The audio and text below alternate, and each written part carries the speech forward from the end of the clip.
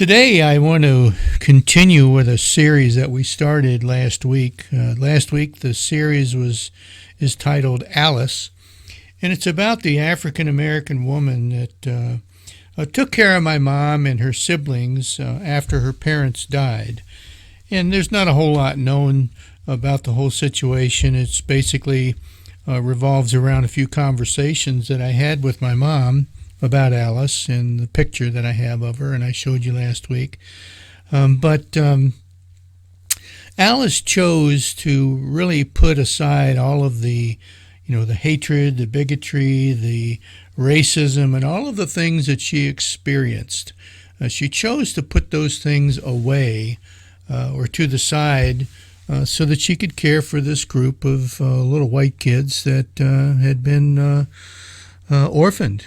And she did that because of the goodness of her own heart.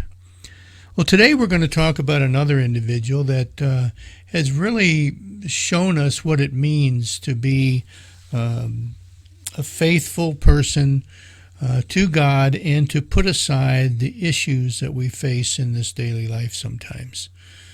The man's name is Pierre Toussaint, and I'm not sure if anybody here has ever heard of him, but Toussaint was born in what is known as modern-day Haiti today. He was born back in the mid-1700s. Toussaint was born as a slave. He was born into a family of slaves, and not a whole lot is really known about his early life. But we do know that he had a few wonderful opportunities. Now, when he was early on as a houseboy working for this family at this plantation in Haiti, what happened was the family would bring tutors in to the home to tutor their own children. Well, Toussaint, being a houseboy that was trusted, he was allowed to participate in some of those educational things when the tutors would come in, and Toussaint learned to read and he learned to write.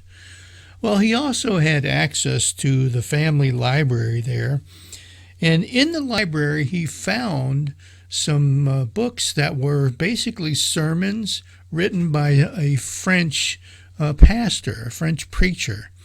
And it was by Toussaint's reading on his own of these different sermon series that he found in the library. It was through that he learned about Jesus, and he developed a faith in who Christ is.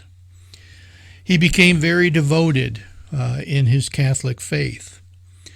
Now, in 1787, on this island of Saint Dominique, political conditions got really, really bad, and the island was deteriorating, and the plantation owner really had to leave. He had to leave in a hurry. So he gathered up his family and his kids and his wife, and he gathered up Toussaint and four other slaves, and they went to New York City. Now, New York City was not the greatest place to be as a slave. There were no opportunities there, really. There was, you could work for a family and do that type of work, but that was about it. If you wanted to fend for yourself, you were owned by this family, and that's what you did. Well, they're in New York. I want you to picture this. They're in New York. There's five slaves in this family, and the plantation owner, the man suddenly dies, and his death leaves his widow penniless there in New York City. Her and her kids, and they were penniless. However, Toussaint chose to support her as well as himself from his earnings as a hairdresser. Now, being a hairdresser or a barber back then was about the only job that an African American could get in the city of New York, other than working directly for a family. You could become a hairdresser or you could be a barber, and that was about it. It was one of the only occupations that was open to blacks. And At this point, after the man died, Toussaint had learned this trade of being a hairdresser when he was on the plantation in Haiti, and he kind of was good at it. And he started to develop a reputation. He started to become well known for his talents. So Toussaint did something here that I find absolutely amazing, and that is he chose to support himself through this, being a hairdresser in New York, but he also chose to support the woman and her kids after her husband died. He could have walked away. He could have said, that enough of this. I'm not, you guys have enslaved me, and I've worked for you for all these years, but he didn't do that. He didn't walk away. His Christian faith had brought him to the realization that all people are God's people. All people are created equally by the same God. And Toussaint believed in the scriptures and held them near and dear to his heart, and Toussaint wanted to be there for this widow and for her children. So lovingly he cared for them. He provided a place for them to be and to live. He supported them financially through his dealings as a hairdresser. Now, as a hairdresser, he became more and more well known, and he developed a very nice and lucrative business for himself. Many of the upper class women back then would seek him out because his talents became very well known, and he developed a great reputation. He was working for and doing the hair of many of the socialites, and they paid huge fees in many cases in order to have their hair styled by Toussaint. There was a socialite by the name of Hannah Lee Sawyer, and she commented about this man and his talents. She said, as a hairdresser for ladies, he was unrivaled, absolutely unrivaled. So, here's a guy that grows up as a slave, and he comes to New York as a slave, and he's got this talent, and he starts to develop it, and he becomes well known, and his faith is just leading him to not walk away from the troubles in his life or the troubles in other people's lives, but his faith is teaching him to care for them. Now, thanks to his talents, he had a very nice income for back then. He made some wise investments. He lived a frugal lifestyle, and actually he was one of the only African Americans in New York at that time period that could actually afford to buy his own house, which he did. And he also bought the freedom, purchased the freedom of those other 4 slaves that came with him from Haiti. One of them was a woman by the name of Mary Rose, who was a younger woman than he was, by 20 years, and they ended up getting married. They absolutely got married. Toussaint's career as a stylist was one that was really demanding. It wasn't just standing around and flipping a comb, He, as a hairdresser, he spent 16 hours a day. That was his average. Spent 16 hours a day doing his craft. He would start off his morning at 6 a.m. by going to the St. Peter's Church in New York, and he would attend a mass there every single morning, 7 days a week, at 6 a.m., and that's where he started his day. And then he would spend the rest of his day traveling to his different appointments. Well, the mode of transportation back then, the average person would have taken one of these horse-drawn carriages or cars. That was the normal mode of transportation. But this type of transportation was barred for African Americans. He didn't have that opportunity. It's just another one of those examples of how widespread this racial discrimination was in New York at that time. As far as his faith goes, Toussaint earned a reputation as a very devout and a very charitable person.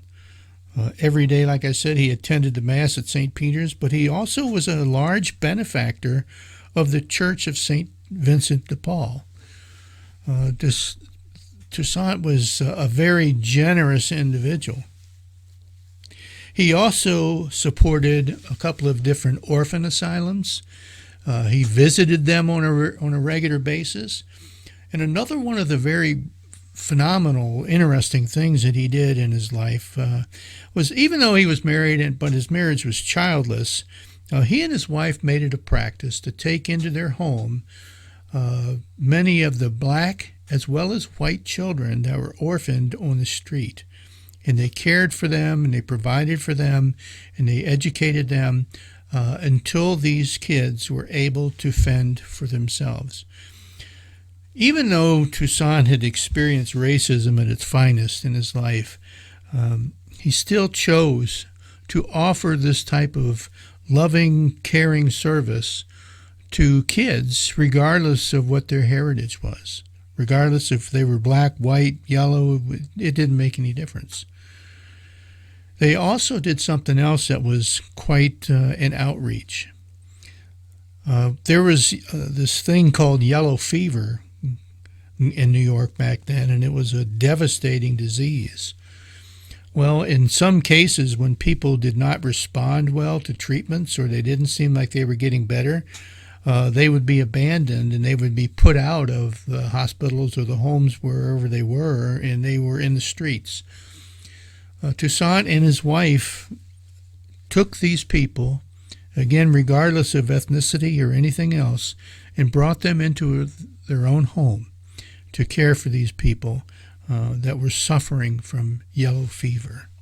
That's quite a thing to do for a guy that, he had the money to kind of just turn away and say, I don't want anything to do with this. I don't want to get myself involved with this. I don't want to catch this horrible disease either. And so but he didn't do that. He turned around and he looked at people and he saw them as children of God, regardless of who they were, regardless of their ethnicity, regardless of their social status, regardless of how sick they were or how healthy they were. It didn't really make any difference. Toussaint lovingly cared for people.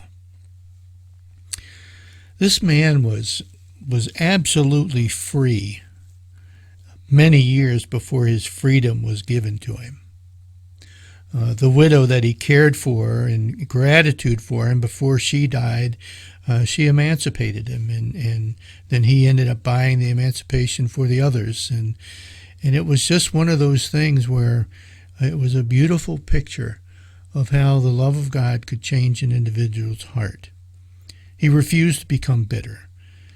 He chose daily to cooperate with God's grace in all of the wonderful things that God was doing in his life. All of the opportunities, all of the people that he had an opportunity to help and to serve, and to show the love of Jesus that he had read about and that he was experiencing in his own life. He continued to do that.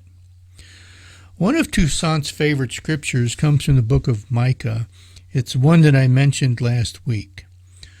And Micah 6:8 says this. It says, "He has told you, O man, what is good. And what does the Lord require of you? But to do justice, and to love kindness, and to walk humbly with your God." Really what he's saying, in Joe's words, is, don't let the past, or don't let the trials and the troubles and the things that are stacked against you affect who you will be, who you choose to be in your relationship with Christ. Be the person that God wants you to be, that God has always intended you to be, regardless of the situation. Do it without considering yourself better than anyone else. Do it so that when you look at other people, you realize that these are children of God, dearly loved by God, so much so that Christ came and died for them, just like he came and died for you and I. There is no difference.